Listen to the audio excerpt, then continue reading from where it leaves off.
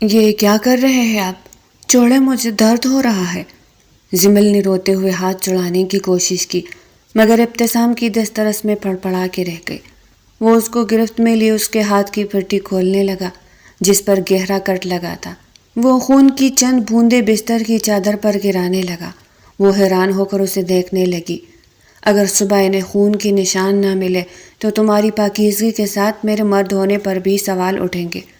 وہ ایک ایک لفظ چبا کر بولا تو زمل نے خوفزدہ نظروں سے اسے دیکھا۔ اسے ابتسام سے اس قدر بے باک بات کی امید نہیں تھی۔ ایسے دیکھ کر تم مجھے بہکنے پر مجبور کر رہی ہو، وہ معنی خیز انداز میں کہتے ہوئے اس کی طرف بڑھنے لگا، جبکہ وہ الٹے قدموں دروازے کی طرف بھاگی۔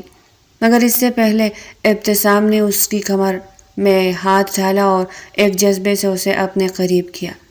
یہ اس قدر غیر متوقع تھا کہ وہ اس کے سینے سے جا لگی تھی۔ زمل کا دل زور زور سے دھڑک رہا تھا۔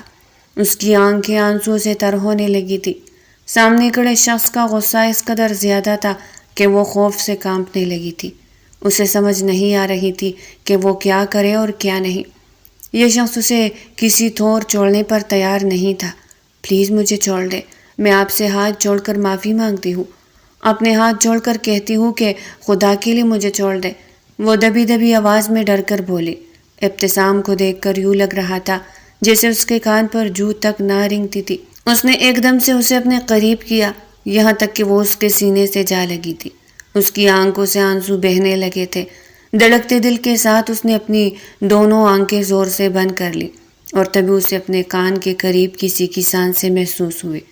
اس کا دل مزید تیزی سے دھڑکنے لگا اور تبھی ابتسام نے سرگوشی کے انداز میں اسے بولا، خاموش رہو، دروازے کے باہر کچھ بندے کھڑے ہیں، اگر تم نے ایک بھی آواز نکالی تو وہ اندر آ جائیں گے۔ زمل نے ایک دم سے آنکھیں کھولی۔ یہ شخص جو ابھی اس پہ ظلم کرنے لگا تھا ابھی کیا بات کر رہا تھا؟ اس کو سب کچھ اپنے سر کے اوپر سے گزرتا ہوا دکھائی دیا۔ وہ خاموشی سے اپنے ساتھ لگے کھڑے ابتسام کو دیکھ رہی تھی۔ اور شاید تمہیں یہ خبر نہیں ہے کہ ہماری حویلی میں کسی پہ رحم نہیں کیا جاتا، اس لیے چپ چاپ اپنی سانس بھی روک کر کھڑی رہو۔ اس کی یہ بات سن کر وہ سکتے میں آ گئی تھی۔ یہاں ہو کیا گیا تھا اسے خود کچھ سمجھ نہیں آ رہی تھی۔ اس کا دل مزید تیزی سے دھڑکنے لگا تھا۔ ابتسام اسے کافی دیر اپنے ساتھ لگائے وہی کھڑا رہا، پھر اس کے بعد اسے آہستگی سے چھوڑا اور بٹ پر جا کے لیٹ گیا۔ وہ بھی آ کر بٹ کے کونے میں بیٹھی یہی سوچتی رہی کہ نہ جانے اسے کس چیز کی سزا ملی ہے۔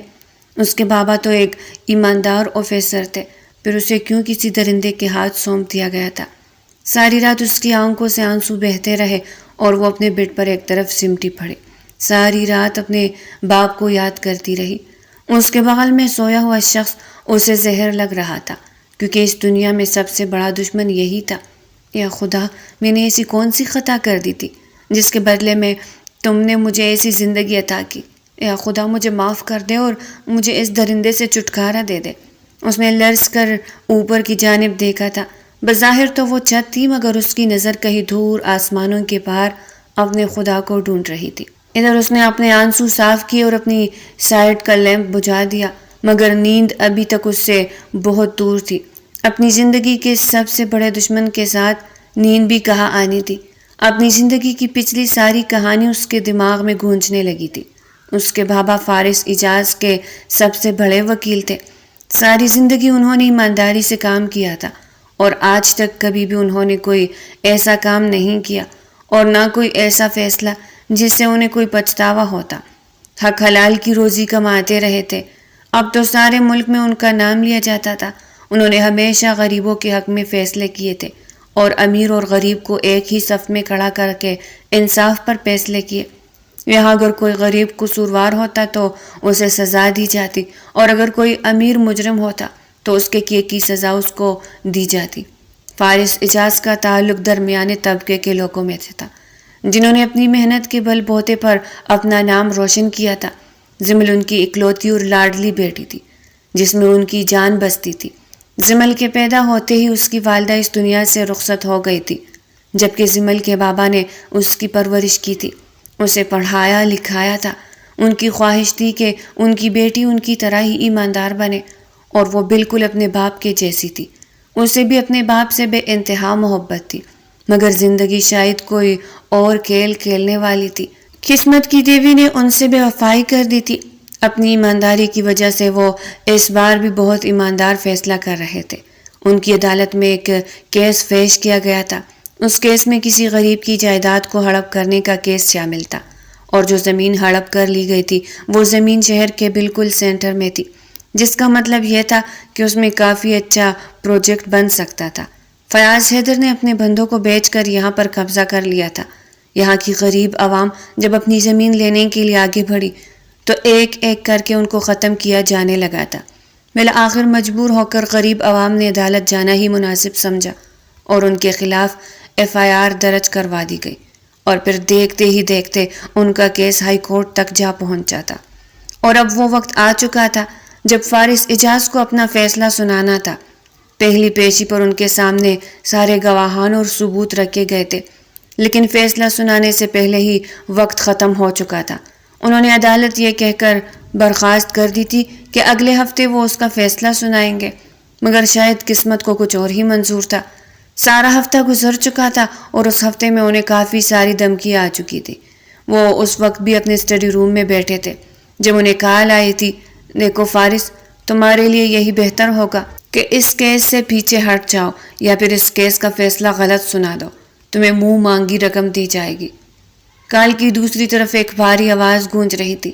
فارس اعجاز اپنی کرسی پر بیٹھے اپنا چشمہ صاف کرتے ہوئے ایک گہری مسکراہٹ کے ساتھ بولے، میں نے اپنی ساری زندگی میں آج تک کبھی کوئی غلط فیصلہ نہیں کیا، اور نہ ہی میں نے کبھی کسی غریب کا حق کسی امیر کے ہاتھ میں دیا ہے۔ میں جب اس فیلڈ میں آیا تھا تو میں نے یہ عہد کیا تھا کہ میں ہمیشہ انصاف پر فیصلے کروں گا، تو مجھ سے یہ توقع رکھنا چھوڑ دو کہ میں کبھی غلط فیصلہ کروں گا۔ ان کے اطمینان سے کہنے پر فون کی دوسری طرف کچھ دیر تو خاموشی رہی، مگر کچھ لمحوں بعد پھر سے آواز ابھری، دیکھ لو، تمہارے ساتھ بہت برا ہو سکتا ہے۔ تم فیاض حیدر کو انکار کر رہے ہو، اور فیاض حیدر کو جو انکار کرتا ہے اسے اس کی زندگی چھین لی جاتی ہے۔ ایک شیطانی کہکہے کے ساتھ یہ آواز گونجی، مگر فارس اعجاز کے چہرے پر کوئی خوف نہیں لہرایا تھا۔ انہوں نے اسی اطمینان سے کہا، چاہے جو مرضی کر لو، چاہے تم میرے جسم کے 100 ٹکڑے بھی کر دو، اس کے باوجود بھی میرا ہی ہر ٹکڑا ایمانداری کے راگ لاپے گا۔ تمہارا بہت شکریہ، تم نے میرے لیے بہت سوچا، لیکن میرا کوئی ارادہ نہیں ہے کہ میں اپنے بارے میں سوچوں۔ یہ کہتے ہوئے انہوں نے کال بند کر دی تھی، مگر دروازے کے بیچوں بیچ ہاتھ میں دودھ کا گلاس پکڑے زمل کا دل زور زور سے دھڑکنے لگا تھا۔ موبائل سپیکر پر تھا اور وہ یہ باتیں سن چکی تھی۔ بابا، یہ کس کی کھول تھی؟ اور وہ لوگ آپ کو کیا کہہ رہے تھے؟ آپ کو جان سے مارنے کی دھمکی دے رہے تھے؟ وہ دھڑکتے دل کے ساتھ آنکھوں میں آنسو لیے اپنے باپ کے پاس آئی تھی۔ دودھ کا گلاس ٹیبل پر رکھا اور گھٹنوں کے بل ان کے قریب بیٹھ گئی تھی۔ ارے بیٹا، کچھ نہیں ہوتا۔ وہ مجھ سے غلط فیصلہ کروانا چاہتے ہیں اور میری ایمانداری یہ گوارا نہیں کرتی کہ میں کسی غریب کا حق کسی امیر کو دوں۔ بیٹا، تم جانتی ہو جہاں پر ان لوگوں کی زمینیں ہیں، ان لوگوں نے کتنی مشکلوں سے یہاں کھیتی باڑی کی ہوئی ہے، اسی کی وجہ سے تو ان کے گھر چل رہے ہیں۔ کھیتی باڑی کر کے وہ جو ہے نا اناج بیچتے ہیں، وہ بھی تو ہمارے ہی کام آتا ہے نا۔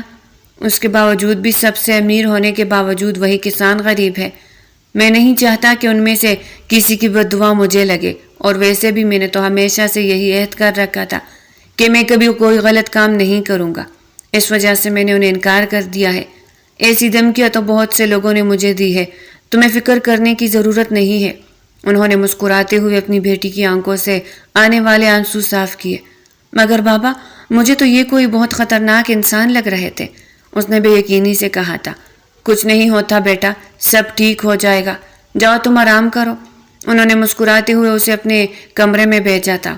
اس وقت رات کے 12 بج رہے تھے اور وہ ابھی تک اسی کیس کو ہینڈل کرنے میں مصروف تھے۔ جو کال ابھی انہیں آئی تھی، اس کال نے ان کا دماغ بھی توڑا معاف کر دیا تھا، مگر وہ خوف زدہ ابھی بھی نہیں تھے۔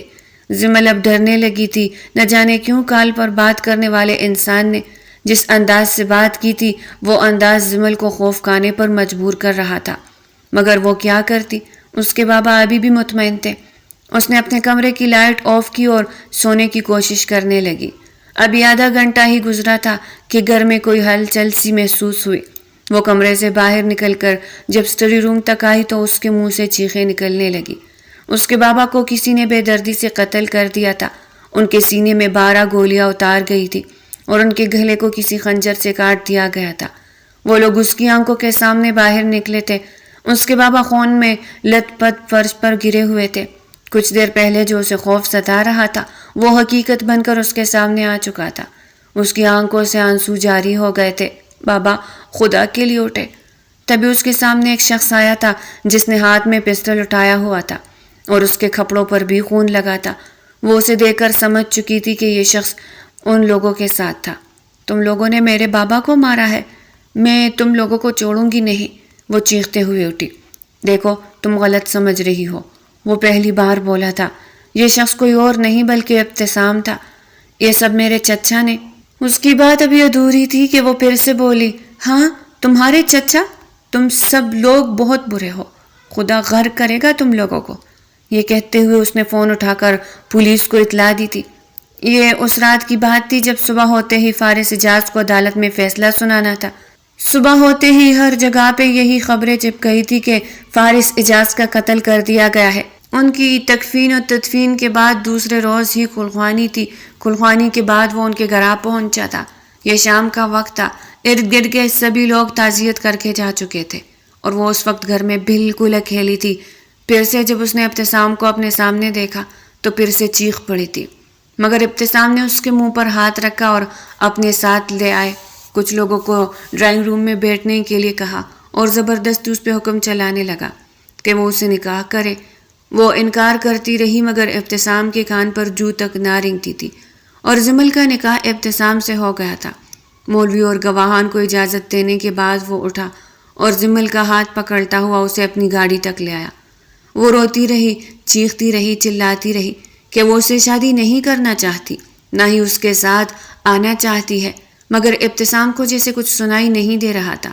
وہ اسے گھر لے آیا تھا اور اپنے کمرے میں آ کر اسے ڈرانے کی کوشش کی تھی، اور اب وہ ابتسام کے بالکل قریب کھڑی اپنی آنکھوں سے آنسو صاف کرتے ہوئے اپنی پچھلی گزری ساری زندگی کو محسوس کر رہی تھی۔ اب بھی اسے جب بھی اپنے بابا کی موت یاد آتی تو اس کی روح کانپ جاتی۔ میں تمہیں کبھی معاف نہیں کروں گی ابتسام، تم بھی اپنے چچا جیسے ہو، درندہ صفت، تم بھی اسی گناؤنے کام میں ملوث ہو۔ اسی وجہ سے تم نے مجھ سے نکاح کیا اور مجھے یہاں لے آئے اور مجھے قیدی بنا کے رکھ دیا۔ تم سب لوگ بہت برے ہو۔ اس نے اپنے دل میں سوچا تھا۔ اس کے دل کی کیفیت کو کوئی نہیں سمجھ سکتا تھا۔ اس کی نظر میں ابتسام اپنے چچا سے بھی کہیں زیادہ شفاق انسان تھا، مگر حقیقت کیا تھی یہ وہ نہیں جانتی تھی۔ اسے اب بھی یہی لگ رہا تھا کہ ابتسام اسے اپنے مقصد کے لیے استعمال کر رہا ہے، اس کے علاوہ اس کی سوچ کہیں جا ہی نہیں رہی تھی۔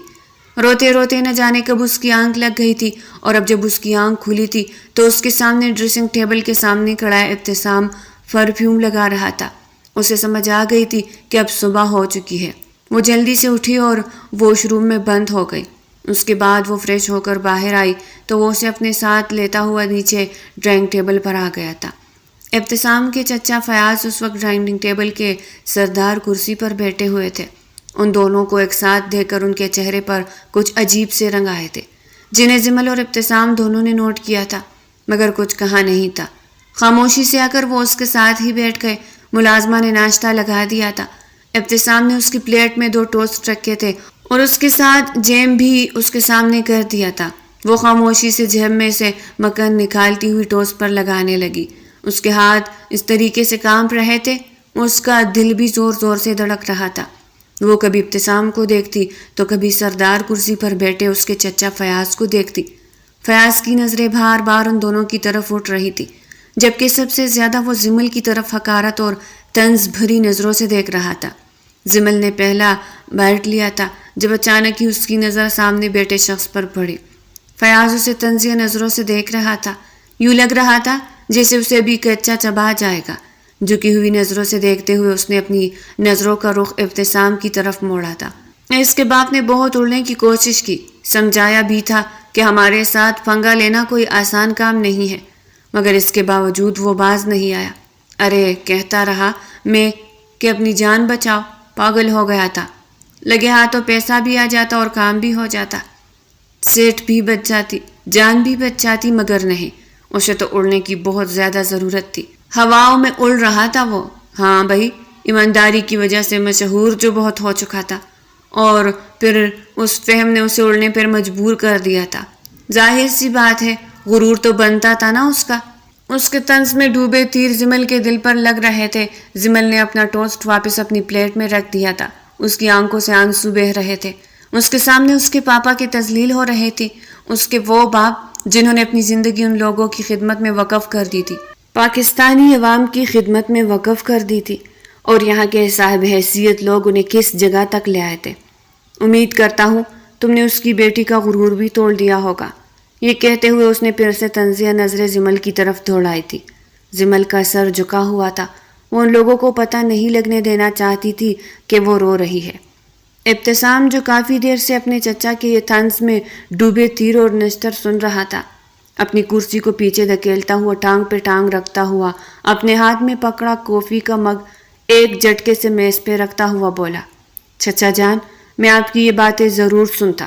اگر زمل کوئی اور ہوتی، آپ بھول رہے ہیں کہ یہ میری بیوی ہے۔ اس کے ساتھ میں جو بھی کروں وہ میری مرضی ہے۔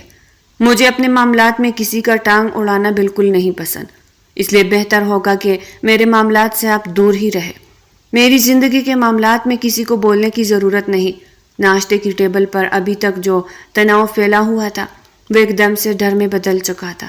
ابتسام کے لہجے میں اس قدر شدید غصہ شامل تھا کہ فیاض کچھ بول ہی نہ سکا، جبکہ اس کے ساتھ بیٹھی لڑکی حیرانگی اور خوف کے ملے جلے تاثرات لیے ابتسام کو دیکھ رہی تھی۔ یہ کیا ہو رہا تھا؟ رات کو وہ شخص جس نے اسے اکیلے کمرے میں ڈرا خوف زدہ کیا تھا، اس قدر اسے ڈھانٹا تھا، اونچی آواز میں بات کی تھی، اور اب وہی شخص اس کے سامنے ڈال بن کر کھڑا ہو چکا تھا، وہ بھی اپنے چچا کے سامنے، زمل کے لیے۔ اسے سمجھ نہیں آ رہی تھی کہ یہ شخص چاہ کیا رہا ہے۔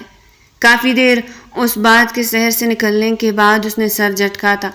دنیا کے سامنے دکھاوا کرتا ہے، جبکہ میں حقیقت جانتی ہوں کہ تم بھی اپنے چچا کے جیسے ہو، اس نے اپنے دل ہی دل میں کہا تھا، اور پھر سر جھکا گئی تھی۔ اسے اب بھی یہی لگ رہا تھا کہ ابتسام اپنے چچا کے سامنے دکھاوا کر رہا ہے کہ وہ ایک اچھا شوہر ہے، مگر حقیقت کیا تھی یہ وہ بالکل نہیں جانتی تھی۔ اسے یہاں آئے ہوئے کافی دن گزر چکے تھے۔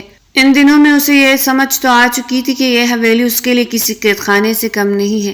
یہ گھر اتنا بڑا اور اس گھر کے سبھی مکین اتنے امیر کبیر، لیکن یہاں پر کسی کے دل میں بھی کوئی نرمی نہیں تھی۔ ہر ایک اپنی جگہ پر اپنے دل میں پتھر لیے ہوئے پھرتا تھا۔ ملازمین کے کانوں پر جیسے جوں تک نہ رینگتی تھی، سوائے اس گھر کے مالکوں کے، اور اس گھر کے مالک صرف دو لوگ تھے، ابتسام اور فیاض۔ اس نے کئی بار کوشش کی تھی کہ وہ یہاں سے چلی جائے، مگر کوئی اس کی نہ مدد کر سکا اور نہ ہی وہ یہاں سے نکل سکی تھی۔ آج اسے ٹھیک ایک ہفتہ ہو چکا تھا۔ وہ اپنے ساتھ یہ سب کچھ ہونے پر ابتسام کو قصوروار ٹھہرا رہی تھی۔ یہی شخص تھا جس کی وجہ سے اس کا باپ مرا تھا، یہی شخص تھا جو اسے زبردستی یہاں لے آیا تھا۔ عجیب سی گھٹن اس گھر میں موجود تھی، مگر وہ چاہ کر بھی اس گھر سے دور نہیں جا سکتی تھی۔ وہ حویلی کی لاؤنج میں ٹہل رہی تھی جب اچانک ہی اس کی نظر دروازے سے آتے ابتسام پر پڑی تھی۔ اس کی حالت خراب ہو رہی تھی، اس کے ماتھے سے خون بہہ رہا تھا جو اس کی سفید شرٹ پر جا لگا تھا۔ اس کی یہ حالت دیکھ کر وہ جلدی سے اس کے پاس پہنچی تھی۔ کیا ہوا ہے؟ سب ٹھیک تو ہے؟ یہ چوٹ کیسے لگی؟ وہ پوچھ رہی تھی، مگر وہ خاموش رہا۔ قدم قدم چلتا ہوا وہ اپنے کمرے تک پہنچا تھا۔ وہ بھی اس کے پاس پہنچ گئی تھی۔ نہ جانے کیوں کسی کی بھی چوٹ پر اس کا دل دکھ جاتا تھا۔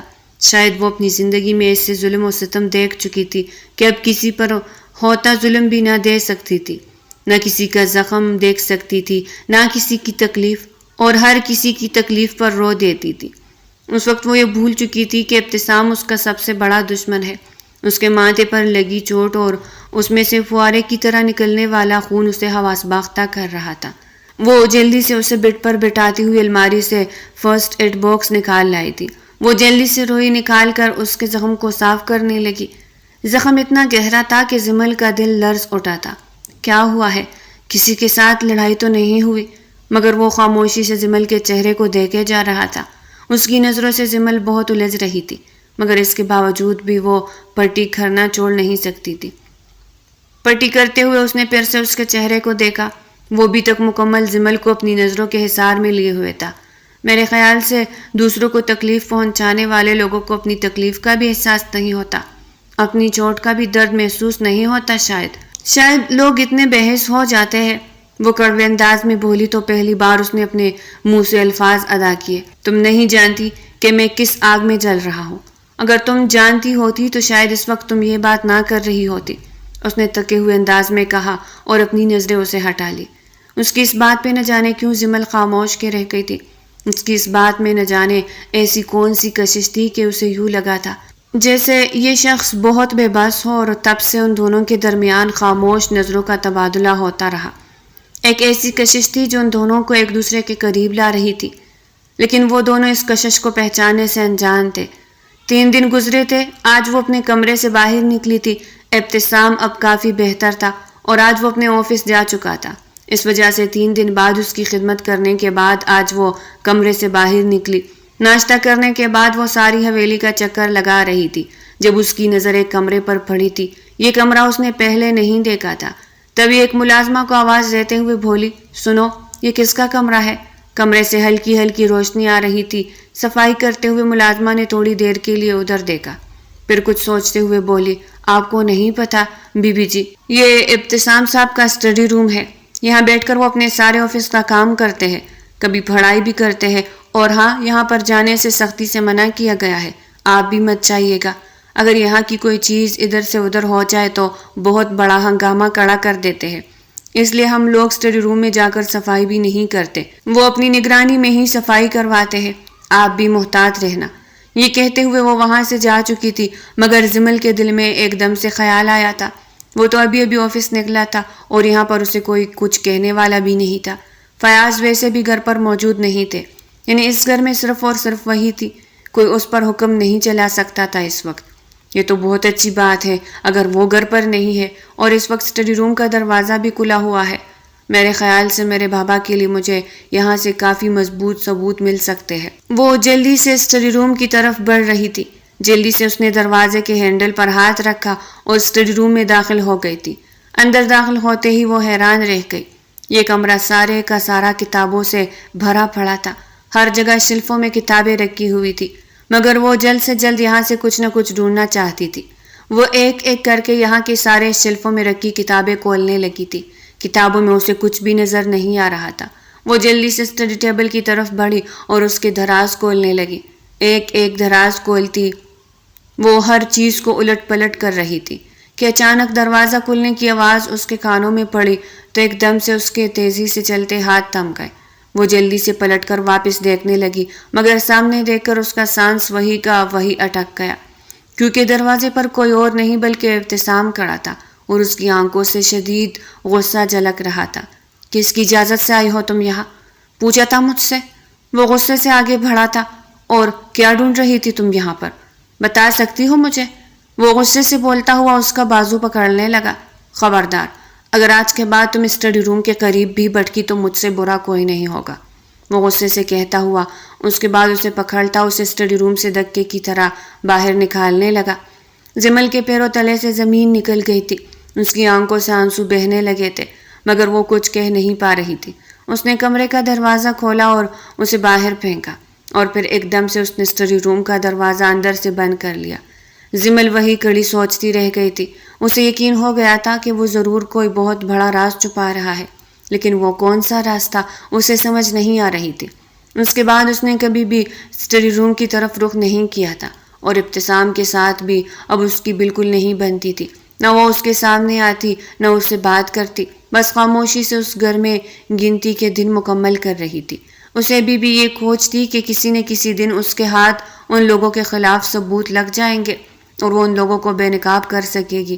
ابتسام سمیت وہ اس گھر کے سبھی مکینوں سے نفرت کرتی تھی، مگر آج کچھ عجیب ہوا تھا۔ سارے ملازمین دن کا کام کرنے کے بعد دوپہر کے وقت آرام کرنے کے لیے اپنے اپنے کوارٹرز میں جا چکے تھے۔ وہ اپنے کمرے میں موجود تھی۔ اسے پیاس کا احساس ہوا تو وہ جلدی سے سائڈ ٹیبل کی طرف بڑھی، مگر جگ میں پانی ختم ہو چکا تھا۔ وہ جلدی سے اپنا جگ اٹھا کر باہر آئی۔ سیڑھیاں اترتے ہوئے وہ کچن کی طرف چلی گئی، مگر اچانک ہی اس کے کانوں میں کسی کی آواز پڑی تھی۔ یہ آواز کسی اور کی نہیں بلکہ ابتسام کے چچا فیاض کی آواز تھی۔ میری بات سنو، جس شخص کو میں اپنا ہمدرد سمجھ رہا تھا اسی نے میری پیٹھ میں چھرا گھونپ دیا۔ ابتسام کی بات کر رہا ہوں میں، وہ تو آستین کا سانپ نکلا ہے۔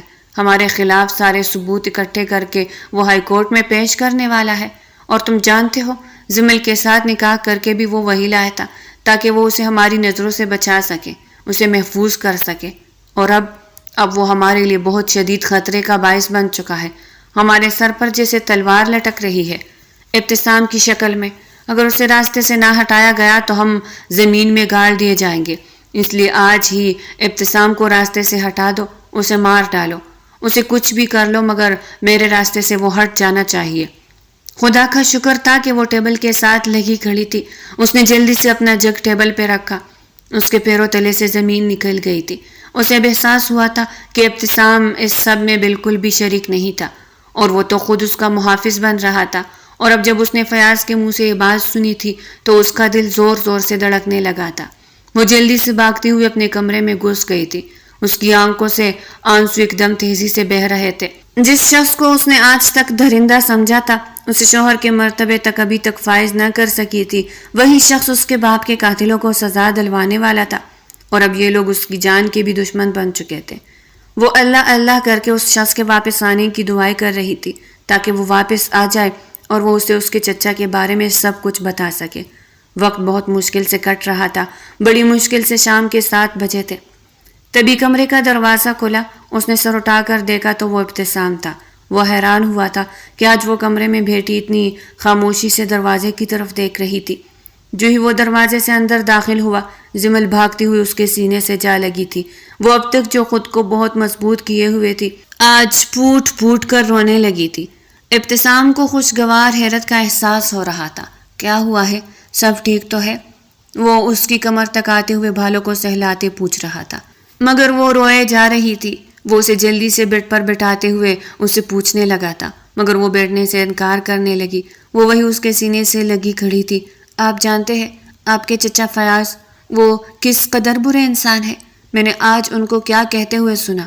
وہ کہہ رہے تھے کہ آپ نے ان کے خلاف سارے ثبوت اکٹھے کر لیے ہیں اور آپ ہائی کورٹ میں پیش کرنا چاہتے ہیں۔ انہوں نے اپنے آدمی سے یہ بھی کہا تھا کہ وہ آپ کو آج راستے سے ہٹا دے۔ آپ کہیں مر جائے، وہ آپ کو مار ڈالیں گے۔ وہ روتے ہوئے بول رہی تھی، اس کی سانس سے بے ترتیب ہو رہی تھی۔ کسی جان سے پیارے کو کھونے کا احساس اس کی آنکھوں میں واضح دکھائی دے رہا تھا۔ یہی خوف تب تھا جب اس نے اپنے بابا کو کھویا تھا، اور وہی خوف آج پھر سے اسے ہو رہا تھا۔ وہ آج اپنے شوہر کو کھونے والی تھی۔ اس کا دل زور زور سے دھڑکنے لگا تھا۔ آپ مجھے معاف کر دیں، میں آپ کو بہت غلط سمجھتی رہی، مگر شاید آپ ہی میرے سب سے بڑے ساتھی تھے، میرے بڑے دوست تھے، کیونکہ آپ بھی میرے بابا کو انصاف دلوا رہے ہیں۔ اس نے معصومیت سے کہا تو ابتسام کو اس پر جی بھر کر پیار آیا تھا۔ اس نے مسکراتے ہوئے اس کے چہرے کو دیکھا اور ایک لمبی سانس لیتے ہوئے اپنے دونوں ہاتھ اٹھا کر اس کے چہرے کو اپنے ہاتھوں میں لیا تھا۔ تمہیں فکر کرنے کی کوئی ضرورت نہیں ہے، سب ٹھیک ہو جائے گا، اور تم جانتی ہو میں نے یہ سب کچھ تم پہ احسان نہیں کیا، بلکہ تم جانتی ہو میں نے تمہیں کب دیکھا تھا۔ میں نے پہلی بار تمہیں تب دیکھا تھا جب تم اپنے بابا کے ساتھ ہائی کورٹ میں آئی تھی۔ تمہارے حسین اور معصوم چہرے پر میرا دل آ گیا تھا، اور میں اسی وقت تم پر اپنا دل ہار بیٹھا تھا، اور پھر جو ہماری جان ہو جائے، ہمارے دل میں سما جائے، اسے ہم کیسے مرنے دے سکتے ہیں؟ اسی لیے میں نے تمہاری نفرت کو برداشت کر لیا اور تمہیں اپنی بیگم بنا کر یہاں لے آیا۔ اس کے اس قدر کہنے پر جمل کے ہونٹوں پر ایک رنگین مسکراہٹ بکھر گئی تھی۔ اس نے اپنا سر اس کے چوڑے سینے سے ٹکا دیا تھا، اور وہ دونوں آج اپنی محبت کے دن میں بہت مگن ہو چکے تھے۔ یہ لمحہ ان کی زندگی کا سب سے حسین لمحہ ٹھہرا تھا۔ ابتسام نے اس کے ماتھے پر اپنے پیار کی پہلی مہر ثبت کرتے ہوئے مکمل طور پر اسے اپنے حصار میں لے لیا تھا۔ وہ دونوں اس وقت گہری نیند کی آغوش میں تھے جب اچانک ہی ان کی آنکھ گولیوں کی آواز سے کھل گئی تھی۔ جمل کا دل زور زور سے دھڑکنے لگا تھا۔ وہ جلدی سے ابتسام کے سینے سے جا لگی تھی۔ ان کا دروازہ زور زور سے بج رہا تھا۔ ابتسام جلدی سے اٹھا اور کمرے کے دروازے کی طرف بڑھا۔ دروازہ کھولا تو سامنے چچا کھڑے تھے اور ان کے چہرے پر ہوائیاں اڑی ہوئی تھی۔ ابتسام بیٹا، حویلی پر کسی نے حملہ کر دیا ہے۔ جمل بیٹا تم یہی رکو، ہم دونوں ان لوگوں کو دے کر آتے ہیں۔ یہ کہتے ہوئے وہ ابتسام کا ہاتھ پکڑ کر نیچے لے جانے لگا، مگر وہ یہ نہیں جانتا تھا کہ ابتسام کو اس کے ارادوں کے پہلے ہی خبر پہنچ چکی تھی۔ نیچے آنے کے بعد اس نے اپنا پستول نکالا تھا، مگر یہاں پر کوئی بھی نہیں تھا۔ اچانک ہی چیخوں کی آواز پر وہ ایک بار پھر سیڑھیاں چڑھتا ہوا بھاگتا ہوا اپنے کمرے میں پہنچا تو اس کے پیروں تلے سے زمین نکل گئی تھی، کیونکہ اس وقت جمل پر 2 آدمی بندوق تانے کھڑے تھے۔ وہ بنا کچھ سوچے سمجھے ایک ایک کر کے ان دونوں پر ٹوٹ پڑا تھا۔ وہ جانتا تھا کہ اس کے چچا ضرور ایسا کریں گے، اور بالکل ویسا ہی ہوا تھا۔ بڑی چالاکی سے فیاض نے جمل پر حملہ کروا دیا تھا، کیونکہ وہ جانتا تھا کہ وہ اپنے باپ کے قاتل کو پکڑنے کے لیے ضرور ہاتھ پاؤں مارے گی، اور ابتسام سے پہلے اس لڑکی کا ہی جہنم واصل ہونا بہتر ہے۔ اس کو وہ بات یاد آئی تھی جب اس نے ان غنڈوں کو کہا تھا، لیکن جمل وہ پہلی بات نہیں سن سکی تھی۔ لیکن جب ابتسام کو مارنے کی بات ہوئی تھی تب اس نے یہ بات سن لی تھی، مگر ابتسام یہ بات پہلے سے جانتا تھا۔ یہ کیا کر رہے ہو ابتسام، چھوڑ دو انہیں۔ لیکن ابتسام کو کسی قسم کی کوئی پرواہ نہیں تھی۔ وہ پے در پہ ان لوگوں کے چہروں پہ مکے برسائے چلے جا رہا تھا۔ اسے کسی طور پر یہ برداشت نہیں ہو رہا تھا کہ وہ اس کی بیوی پر بندوق تانے کھڑے تھے۔ بے غیرت انسانوں، تم لوگوں کی جرت کیسے ہوئی میری بیوی پر آنکھ اٹھانے کی، میری بیوی پر بندوق رکھنے کی؟ اب مزہ چکھو۔ وہ بار بار یہی کہہ رہا تھا کہ اچانک ہی اسے اپنے ماتھے پر بندوق کی نال کا احساس ہوا۔ اس نے سر اٹھا کر دیکھا تو فیاض اس پر گن تانے کھڑا تھا۔ یہ سب کچھ اتنا غیر ارادی تھا کہ ابتسام کو سمجھ ہی نہ آیا کہ وہ کیا کرے۔ چھوڑ دو انہیں، ورنہ میں ابھی کے ابھی تمہاری کھوپڑی اڑا دوں گا۔ کیا سوچ کر میں نے یہ سب کچھ کیا تھا اور کیا ہو گیا؟ سارے کے سارے نکمے ہیں، ایک کام بھی ڈھنگ سے نہیں ہو پاتا ان لوگوں سے۔ لیکن اب مجھے خود ہی کرنا ہوگا جو بھی کرنا ہے۔ ابھی وہ یہ کہہ رہا تھا کہ اچانک پیچھے کھڑی جمل کا دماغ تیزی سے کام کرنے لگا۔ اس نے اپنے قریب پڑا ایک بھاری گلدان اٹھا کر فیاض کی طرف پھینکا تھا۔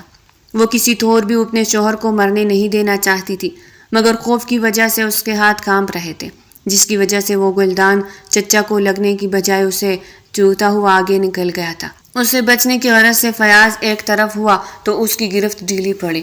اس چیز کا فائدہ اٹھاتے ہوئے ابتسام فوراً سے فیاض کے ہاتھ سے وہ پستال چھین کر اگلے ہی لمحے اپنے دوسرے ہاتھ سے اس کی گردن کو دبوچ میں لے لیا تھا۔ یہ اس قدر اچانک تھا کہ چچا کو سنبھلنے کا موقع ہی نہ ملا۔ چچا کو قابو کر لینے کے بعد اس نے ان کے دونوں ہاتھ پاؤں باندھ دیے تھے اور اس کے منہ پر بھی ایک ٹیپ چپکا دی تھی۔ یہ تو خدا کا شکر تھا کہ اس نے وہ سارے ثبوت پہلے ہی پولیس کی حراست میں دے دیے تھے، اور اب اس نے جلدی سے پولیس کو اطلاع کر دی تھی۔ پولیس کی گاڑیاں تیز رفتاری سے ان کے گھر کے باہر رکی اور وہ جلدی سے ان کے گھر پہنچی تھی۔ ابتسام کو تسلی دینے کے بعد پولیس انسپکٹر نے فیاض اور اس کے سبھی غنڈوں کو گرفتار کرنے کے بعد پیچھے مڑتے ہوئے یہ خوشخبری جمل اور ابتسام کو سنائی۔ مبارک ہو آپ لوگوں کو، اب آپ لوگ آزاد ہو، کیونکہ اب ان سب کو عمر قید کی سزا ہونے والی ہے، کیونکہ جو کچھ ثبوت میرے پاس آپ نے بھیجے تھے وہ ثبوت ان لوگوں کو پھانسی کے پھندے اور عمر قید تک لے جا سکتے ہیں۔ اب آپ لوگوں کو ڈرنے کی ضرورت نہیں ہے۔ پولیس انسپکٹر یہ کہتا ہوا ان سب کو لے کر وہاں سے چلا گیا۔ جمل کی حالت بہت خراب ہو چکی تھی۔ وہ ابھی بھی اسی کھورے میں کھڑی تھر تھر کانپ رہی تھی۔ اس کی آنکھوں میں آنسو بہہ رہے تھے۔ سب کچھ ختم ہو جانے کے بعد ابتسام کی نظر اب کونے میں کھڑی کانپتی ہوئی جمل پر پڑی تو وہ جلدی سے بھاگتا ہوا اس کے پاس پہنچا۔ اسے جلدی سے اپنے سینے میں دبوچ لیا۔ اس کی کمر پر بکھرے ہوئے بالوں کو آہستگی سے سہلاتے ہوئے اس نے اس کے ماتھے پہ بوسہ دیا تھا۔ فکر مت کرو میری جان، سب کچھ ٹھیک ہو گیا ہے۔ میں نے سب کچھ پہلے سے ہی طے کر رکھا تھا۔ میں جانتا تھا کہ میرے چچا ایسا کریں گے، مگر اب تمہیں بالکل بھی ڈرنے کی ضرورت نہیں ہے، کیونکہ اب تم میرے ساتھ محفوظ ہو۔ تمہاری حفاظت کرنے کا وعدہ میں نے اٹھایا تھا اور میں ہمیشہ تمہارا محافظ ہی رہوں گا۔ تم جانتی ہو آج صبح مجھ پر کیا گزری اور میں نے یہ سب کچھ اتنا جلدی کیوں کیا؟ کیونکہ آج صبح جب مجھے ایک اور قتل کے ثبوت ملے، وہ بھی میرے چچا کے خلاف تھے۔ وہ کسی اور کے قتل کے نہیں بلکہ میرے بابا کے قتل کے تھے۔ میرے بابا کو قتل کرنے کے بعد میرے چچا فیاض ان کی جائیداد پر قبضہ کر کے بیٹھ چکے تھے اور مجھ سے یہ ساری کہانی مخفی رکھی گئی تھی، مگر تمہارا بہت بہت شکریہ۔ تمہارے آنے پر مجھے اپنے باپ کے قاتل کا تو پتہ چل چکا ہے، اور میری جان اب فکر کرنے کی ضرورت نہیں ہے، تم ہمیشہ میری پناہ میں رہو گی۔ یہ کہتے ہوئے اس نے اسے مزید اپنے سینے میں دبوچ لیا تھا اور جمل کی آنکھ سے ایک آنسو بہہ نکلا تھا۔ اس نے خدا کا شکر ادا کیا تھا کہ خدا نے اس کی زندگی میں ایک ایسا انسان بھیجا تھا جو اسے ٹوٹ کر چاہتا تھا۔ اس کے علاوہ اسے اور کیا چاہیے تھا؟ وہ جانتی تھی کہ سب کچھ ختم ہو چکا ہے، مگر اس کے باوجود بھی وہ ابھی تک خود کو نارمل نہیں کر پائی تھی۔ ابتسام اسے بڑھ تک لے آیا تھا اور اسے اپنے سینے میں چھپائے رونے دینا چاہتا تھا کہ آج وہ اپنے دل کا غبار نکال رہی تھی۔ کافی دیر بعد وہ اس کی گود میں ہی خاموشی سے نیند میں جا چکی تھی۔ اسے دیکھتے ہوئے مسکراتے ہوئے اس کے ماتھے پہ سر ٹکا کر وہ بھی نیند کی وادیوں میں کھو گیا تھا۔ فیاض کے کیس کو سٹڈی کرتے ہوئے اب کافی عرصہ گزر چکا تھا۔ آج اس کے کیس کی آخری سماعت تھی۔ جمل اور ابتسام دونوں ایک ساتھ عدالت میں موجود تھے۔ خدا کا شکر تھا کہ جج کی کرسی پر بیٹھا ہوا شخص ایماندار تھا۔ اس نے ایک لمحے میں اپنے کاغذ پر کچھ لکھا اور فوراً اعلان کیا، تمام ثبوتوں اور گواہوں کو مد نظر رکھتے ہوئے عدالت اس فیصلے پر پہنچی ہے کہ مجرم فیاض اور اس کے ساتھیوں کو فارس اعجاز اور اکبر خان کے قتل کے سلسلے میں عمر قید کی سزا سناتی ہے، اور اگر انہوں نے کوئی بھاگنے کی کوشش کی یا پھر کوئی غیر قانونی کام کرنے کی کوشش کی تو انہیں سزائے موت بھی ہو سکتی ہے، مگر یہ عمر قید ان کے لیے قید بمشقت ٹھہرائی جاتی ہے اور ان کے سارے ساتھیوں کو بھی قید بمشقت کی سزا سنائی جاتی ہے۔ اس کے ساتھ ہی ابتسام اکبر کے حصے پر ناجائز قبضہ کر کے بیٹھنے کے جرم میں انہیں 5 کروڑ جرمانہ عائد کیا جاتا ہے۔ اگر وہ 5 کروڑ جرمانہ ادا نہ کر سکے تو قید بمشقت میں ان کے لیے مزید سزا درج کی جائے گی۔ عدالت برخاست کی جاتی ہے۔ یہ فیصلہ سنتے ہی ابتسام اور جمل دونوں کی آنکھوں میں آنسو چھلکنے لگے تھے۔ فیاض کٹہرے میں کھڑا ان دونوں کو دیکھ رہا تھا۔ اس کی نظریں آج خالی خالی تھی۔ وہ شخص جو پوری دنیا پر حکمرانی کرنا چاہتا تھا آج اس طریقے سے بے بس ہو چکا تھا۔ وہ معافی مانگنا چاہتا تھا مگر اس کی نوبت ہی نہ آئی تھی۔ ابتسام جمل کو لے کر اپنے گھر کی طرف روانہ ہو چکا تھا، مگر آج ایک اور حسین یاد ان کی منتظر تھی۔ وہ حویلی جانے کے بجائے کسی اور راستے مڑ گیا تھا، مگر یہ دیکھتے ہوئے جمل نے حیرانگی سے اس کی جانب دیکھا۔ یہ ہم کہاں جا رہے ہیں؟ میرے خیال سے ہماری حویلی کا راستہ تو دوسری سڑک سے مڑ جاتا ہے۔ وہ پریشانی سے پوچھ رہی تھی مگر اس نے مسکراتے ہوئے اس کی جانب دیکھا۔ ارے میری جان، ذرا تھوڑا صبر تو کرو۔ ذرا بھی صبر نہیں ہے تم میں، سرپرائز ہے تمہارے لیے۔ یہ کہتے ہوئے وہ مسکراتے ہوئے گاڑی ڈرائیو کرنے لگا۔ ٹھیک 15 منٹ بعد ان کی گاڑی ایک بہت ہی خوبصورت عمارت کے سامنے رکی تھی۔ یہ دیکھ کر وہ حیران رہ گئی تھی۔ ابتسام، یہ گھر کس کا ہے؟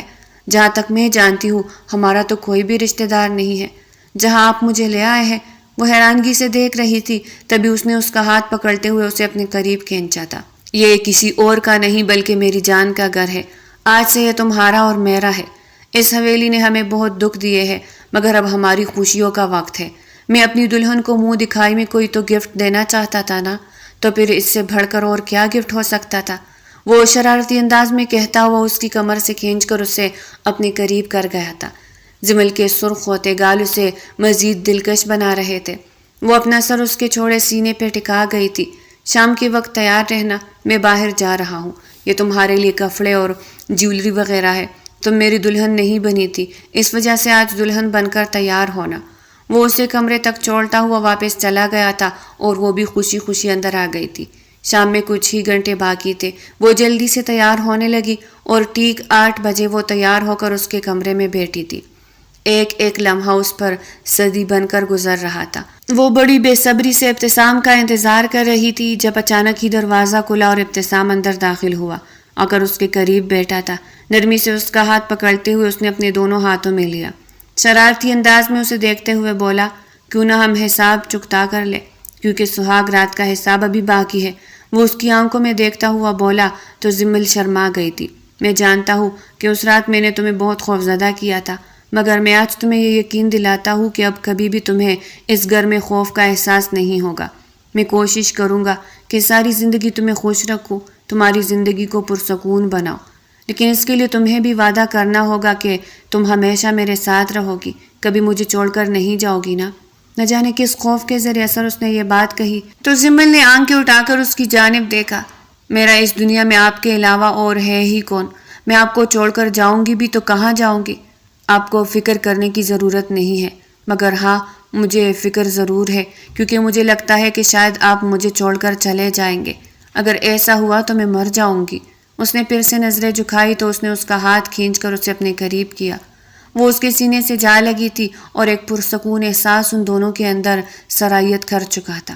اس نے مسکراتے ہوئے اس کے ماتھے پر اپنی محبت کی مہر ثبت کی۔ میں تمہیں کبھی نہیں چھوڑوں گا میری جان، تمہارے لیے میں نے اتنی مشکلات سہی ہے، تمہیں چھوڑنے کے لیے تو نہیں سہی۔ اب بس کبھی یہ بات اپنے منہ پر مت لانا۔ یہ کہتے ہوئے وہ اسے اپنے سینے سے لگا چکا تھا۔ بلا شبہ آج کی رات ان کی سب سے حسین رات تھی۔ ان کی محبت مکمل ہو چکی تھی۔ بالآخر زندگی سے ان کے دشمن کا خاتمہ ہو چکا تھا اور آج وہ اپنے دشمن کو سزا دلوا کر سکون میں تھے۔ جمل نے نظریں اٹھا کر آسمان کی طرف دیکھا۔ بظاہر یہ چھت تھی، مگر اس چھت سے دور کہیں آسمانوں کے پاس اس کی نظر اپنے خدا کو ڈھونڈ رہی تھی، وہ خدا جس نے اسے کبھی بھی اکیلا نہیں چھوڑا تھا۔ اے میرے اللہ، تیرا بہت شکر ہے، تو نے میری زندگی ضائع نہیں کی۔ اس نے مسکراتے ہوئے اس شخص کی جانب دیکھا اور آنکھیں موند کر اس کے سینے سے جا لگی۔ ابتسام نے بھی سکون کا سانس لیتے ہوئے اپنی آنکھیں بند کر دی تھی۔ ان کی زندگی ایک نئے سرے سے شروع ہو رہی تھی اور یہ واقعی ایک پرسکون زندگی کا آغاز تھا۔